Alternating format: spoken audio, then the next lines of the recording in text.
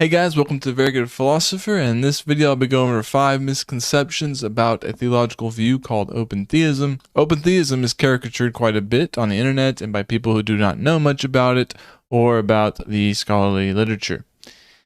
But a quick disclaimer, this is not going to be a scholarly overview of the misconceptions of open theism, if there even are any in the scholarly literature. Rather, this video will be about popular misconceptions about open theism that you may find by listening to some video on YouTube or by a pastor or someone else you know.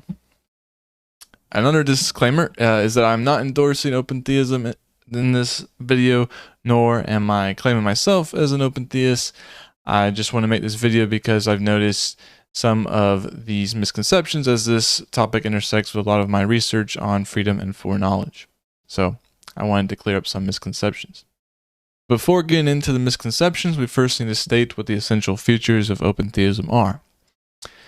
So quoting from The Openness of God, which was a book published in the 90s, I think 1994, by 5 authors who endorsed open theism. I think they were Clark Pinnock, David Basinger, John Sanders, William Hasker, and Richard Rice.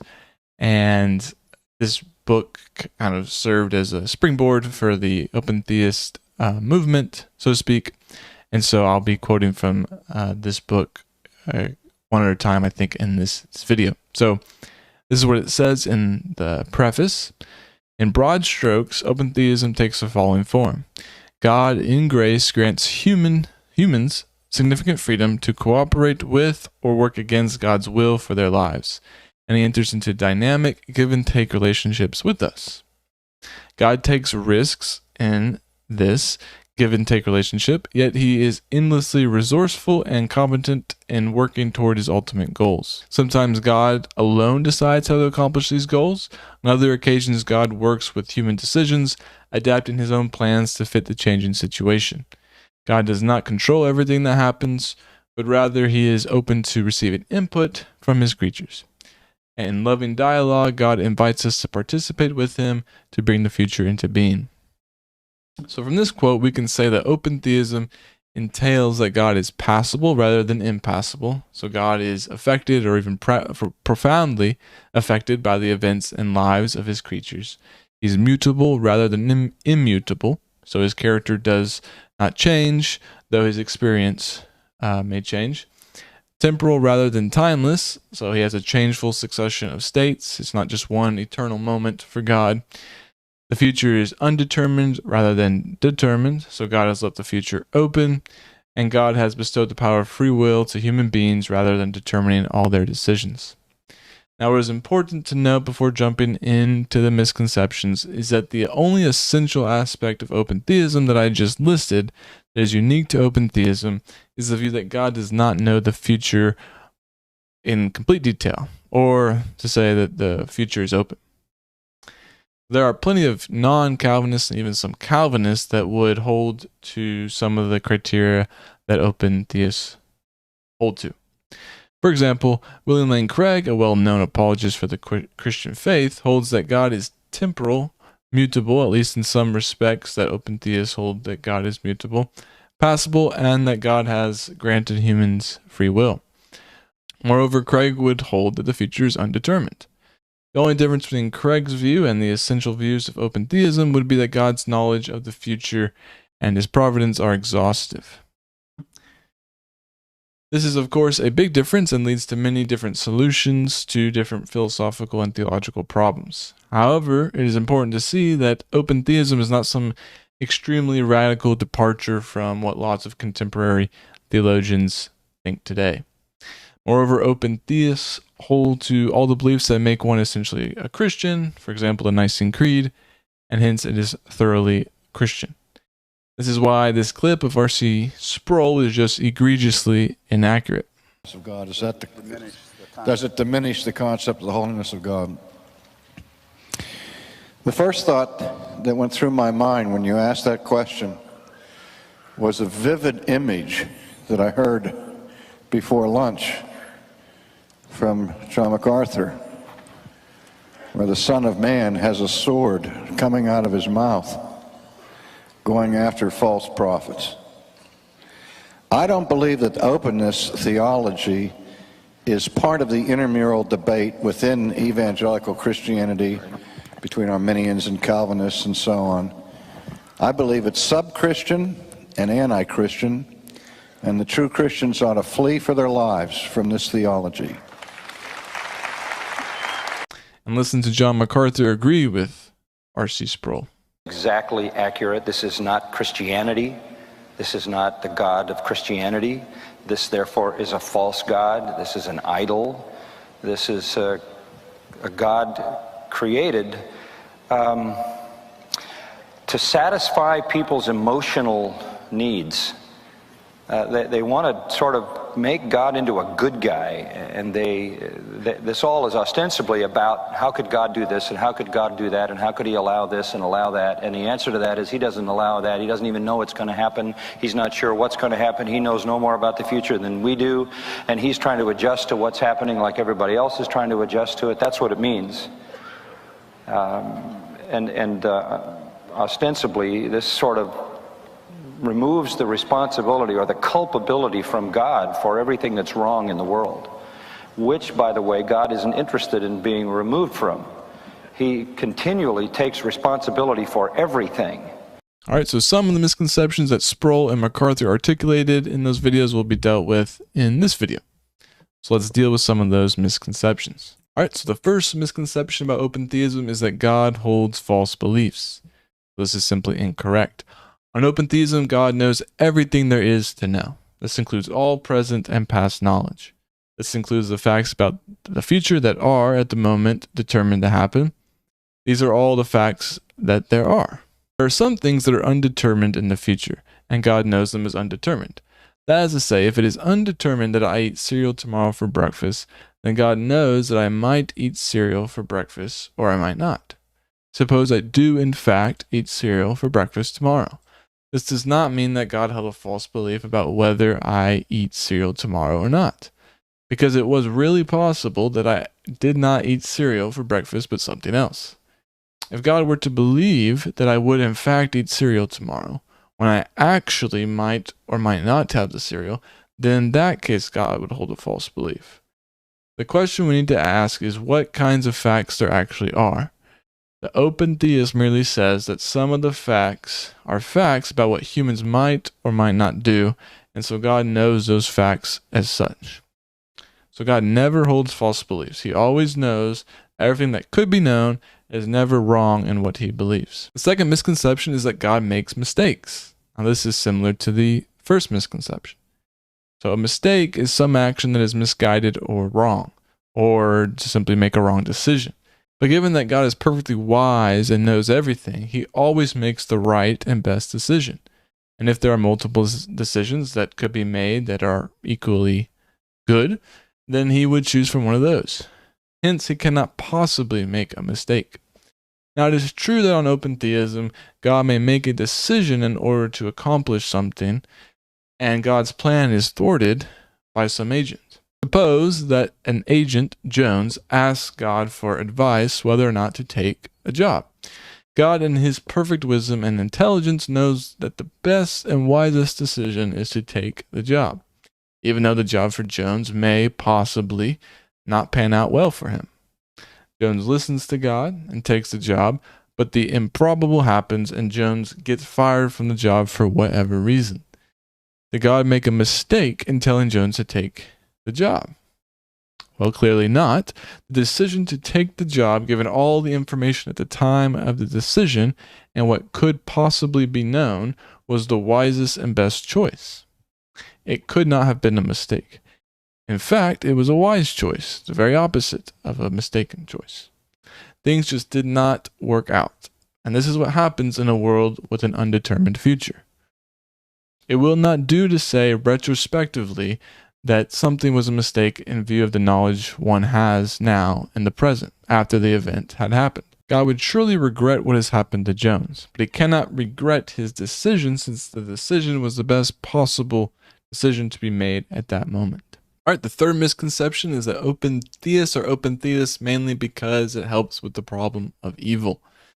So consider this clip from a dialogue with Mike Winger and Leighton Flowers. open theism, if I understand, the way people often come to open theism is it's an attempt at theodicy, at a defense of why God allows evil. And basically the part that's open theism says, hey, well, he didn't even know that was going to happen. Right. You can't blame him because he didn't know.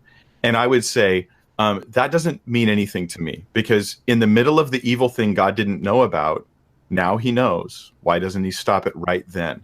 Right. Like, you still have to deal with God allowing these things to happen. And so it doesn't really solve anything. All it does is potentially strip God of an attribute the Bible declares that he has. Right. And I know open theists are gonna be like, Mike, you don't understand our position. You're misrepresenting us. Yeah. And I will say, I think, and I could be wrong here, but I mean that sincerely. My studies so far show me you don't understand your position if you're an open theist and you say that. Right. It's not me. But look at like Greg Boyd and his stuff he says on open theism. I'm embarrassed to listen to what he says about it. I'd much rather hear a Calvinist talk about determinism as far as what offends me more. Really? I'm embarrassed. He demonizes the Old Testament and demonizes a lot of the stuff that's in, and I'm going like, my goodness, are you an atheist? Like, what? This is what I hear from the atheists I deal with online. Now it's coming out of a Christian pastor. So it's quite bold for Winger to say that self-proclaimed open theists do not understand their own position.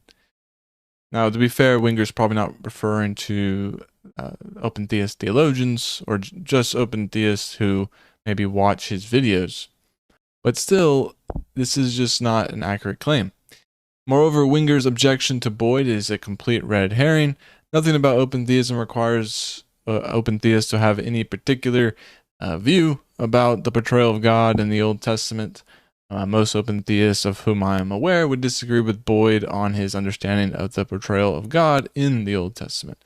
For example, John Sanders and Clark Pinnock. Now, it is true that open theism may give resources that help with dealing with the problem of evil, at least from an open theist perspective. And perhaps this is one factor that leads one to believe in open theism. However, to say that this is the main motivation for all or most open theists is completely inaccurate. As Winger notes, it is possible that open theism is in no better position than other theists regarding the problem of evil. Now consider this quote, again from The Openness of God, the book that jump-started this whole open theist movement in our contemporary time. The authors of this book, Clark Pinnock, John Sanders, David Basinger, Richard Rice, and William Hasker, came to the view of God reflected in this book, that is open theism, from various directions. Some were challenged by certain texts of Scripture that did not fit with the accepted understanding of the divine nature. Others sought to make sense of petitioning a God who was said to know already what we were going to ask, what he was going to do about it, and how we would respond. Still others were forced to reconsider classical theism in light of recent philosophical criticisms. Despite these diverse paths, we have all arrived at the perspective we call the open view of God. Now notice what is conspicuously absent from that quote: the problem of evil. None of the authors mention that as a reason they came to the open view. Thus, contrary to Winger, the problem of evil need not be the main reason one comes to the open view of God. There are biblical, theological, philosophical, and practical or existential reasons as to why people believe in open theism that do not have to do with the problem of evil. Now, the fourth misconception is that God is surprised by things or is a hand-wringing God. Now, some people think that the open view of God paints a picture of God as someone who is worried and unsure of the decisions he makes, or even that God is not sure what to do in certain situations. Now, such caricatures are laughable, really. Again, God is infinitely wise and intelligent. He knows all of what could happen at any given moment of time and all that could happen in the future. This is to say that God has a plan in place for every possible situation that may happen. If something like the atonement, say, is so important that it needs to happen, then God will ensure that it happens. But he will always do that in cooperation with his creatures. So, no matter what happens, God has a plan about what to do, so he's never worried about what to do, or worried some particular plan will not pan out. Moreover, he is not surprised by anything because he always knows that the thing that actually occurs was a possibility and knew how likely it was. God may be intrigued that the improbable happened, but he is not surprised by it. The fifth and final misconception is that God is not able to guide us properly and wisely, and thus we can have no trust in him for our lives. I'll see this clip from R.C. Sproul. If they're right, I'm going to sleep in tomorrow. Because there's no reason for me to trust a single promise of the future that God has given. Because not only the best laid plans of mice and men, but the best laid plans of an open God are also open to the destruction by a maverick molecule or a human decision that changes everything. And now consider this clip from Bruce Ware. I think, if you hold the view that God learns things and therefore literally changes his mind, you end up with a view of God that not only conflicts with the Bible all the way through, but you end up with a view in which it's hard to trust God, right? It's hard to trust a God who does not know what's going to happen in the future. I remember my dad, he's passed away now, but he was a wonderful Christian man. And one of his songs that he would sing in the car had a refrain that went like this: many things about tomorrow I don't seem to understand, but I know who holds tomorrow, and I know he holds my hand. I mean, what strength there is for Christian people to know that we hold the hand of the God who knows what is going to take place in the future and isn't taken aback, isn't surprised, isn't flummoxed, by things that happen as we are. So when we are puzzled, we go to the one who is not puzzled, who is infinitely wise and in control of all these things that happen. All right, first and foremost, to deal with Sproul's comment, a critical article of faith for any Christian is that God is faithful to his promises. Thus, if God promised something to us, he will see it through. He would not make promises that he could not accomplish. So Christians need not worry about this. Now, since God is infinitely wise and intelligent, then surely he can guide us properly and in fact perfectly. Thus, we can trust him in anything he tells us. It is not clear why Ware thinks it is hard to trust God simply because God does not know the future infallibly. He states that God is surprised or flummoxed, taken aback, even puzzled, as reasons not to trust God. But we have already dealt with these misconceptions in this video, so we know these are not reasons for us not to trust God on the open view. Now, his last remark is pretty telling. He says that God is in control of all things.